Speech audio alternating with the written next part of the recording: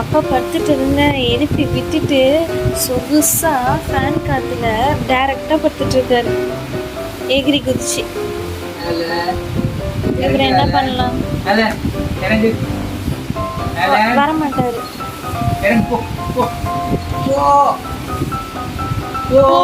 பாருங்க வரமாட்டாங்க.